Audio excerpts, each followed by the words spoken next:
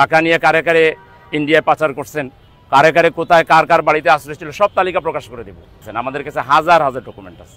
আপনাদের দলে যে পরিমাণ রাজাকার আশ্রয় দিয়েছেন, প্রেসিডেন্ট প্রধানমন্ত্রী থেকে শুরু করে বাকি অর্ধেক পিন্ডি যাওয়ার প্রস্তুতি নেন। এই স্লোগান দিয়ে বাংলাদেশে থাকার, রাজনীতি করার ন্যূনতম কোনো অধিকার আপনাদের নাই। আপনারা রাজাকার লালনের ফ্যাক্টরি। আপনারা রাজাকার আপনাদের পদে পদে আপনাদের প্রেজেন্ট লিডারদের তালিকা দিতে পারবো, যাদের বাপ রাজাকার ছিল, শান্তি কমিটির লিডার ছিল। লজ্জা লাগে না? চেহারায় আয়নায় নিজের চেহারা দেখেন না কেন? রাজাকারেরও তালিকা করেন, মুক্তিযোদ্ধার তালিকা করেন, ভয়ানক লজ্জায় পড়বেন। সবচেয়ে বেশি রাজাকার আপনাদের দলে। টাকা খেয়ে নিজের বাড়িতে আশ্রয় দিছে এবং দিল্লিতে যাওয়ার জন্য যে প্রসেসিং, সে প্রসেসিংটাও কিন্তু করে দিচ্ছে একদল।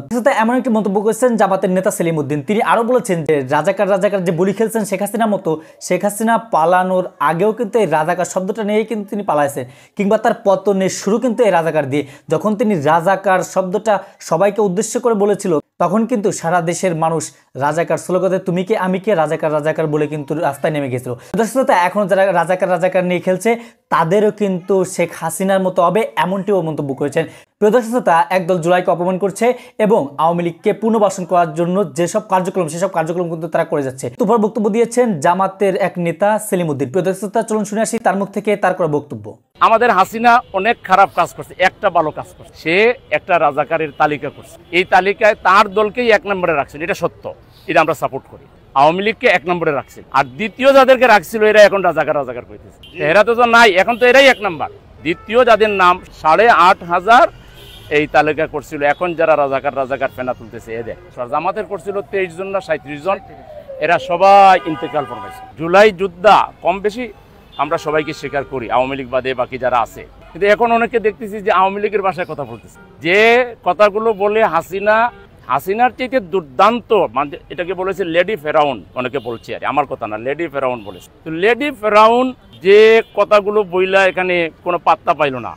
ছাত্ররা টিজ করে বলল তুমি কে আমি কে, রাজাকার। কে বলেছে স্বৈরাচার।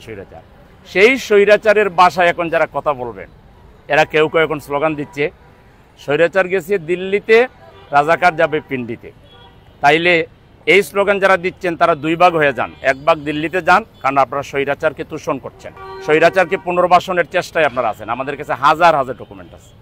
টাকা নিয়ে কারে কারে ইন্ডিয়ায় পাচার করছেন, কারে কারে কোথায় কার কার বাড়িতে আশ্রয় ছিল, সব তালিকা প্রকাশ করে দেব। তাহলে আপনারা অর্ধেক স্বৈরাচারের দূষর হিসাবে দিল্লি যাওয়ার প্রস্তুতি নেন।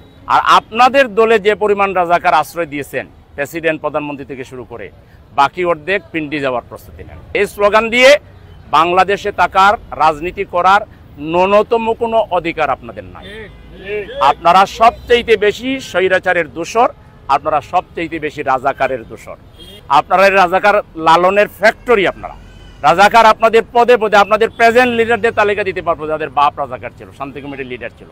লজ্জা লাগে না? চেহারায় আয়নায় নিজের চেহারা দেখেন না কেন?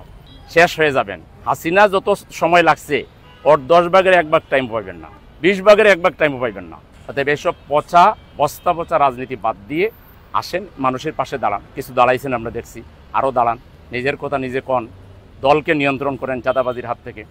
নাইলে সমস্ত ব্যবসায়ীরা চিটাগাং শিবিরের মিছিল করছিল, শিবিরের মিছিল, এখানে ব্যবসায়ী আসার কথা না, হাজার হাজার ব্যবসায়ী মিছিলে যোগ দিয়েছে। এরা কি শিবির তো যারা ছাত্র তার মানে ব্যবসায়ীরা আপনাদেরকে পছন্দ করছে না।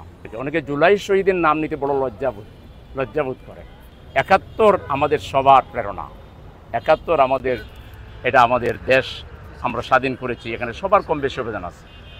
71-এর রণাঙ্গনে যারা জীবন দিয়েছেন, তাদের পরিবারের সন্তানেরা সবচেয়ে বেশি এখন আমাদের সাথে আছে। 71-এর রণাঙ্গনে যারা নেতৃত্ব দিয়েছেন, তাদের বিরাট সংখ্যক তালিকা করেন যার দলের। আমাদেরটা আমরা দিব, আপনাদেরটা আপনারা দেন। রাজাকারেরও তালিকা করেন, মুক্তিযোদ্ধার তালিকা করেন, ভয়ানক লজ্জায় পড়বেন। সবচেয়ে বেশি রাজাকার আপনাদের দলে, আর মুক্তিযোদ্ধা অনেক বেশি আমাদের সাথে। রাজাকারের 1 নম্বরে কিন্তু এখন বর্তমানে বিএনপি। প্রিয় দর্শক শ্রোতা, আপনারা এই সব মন্তব্যের প্রেক্ষিতে আপনাদের মূল্যবান মন্তব্য আমাদের কমেন্ট বক্সে পেশ করে যাবেন এবং সবসময় সত্য নির্বাচন তথ্য পেতে আমাদের চ্যানেলটিকে সাবস্ক্রাইব করে আমাদের পাশে থাকবেন। ধন্যবাদ। দেখা হবে অন্য কোনো ভিডিওতে। আসসালামু আলাইকুম।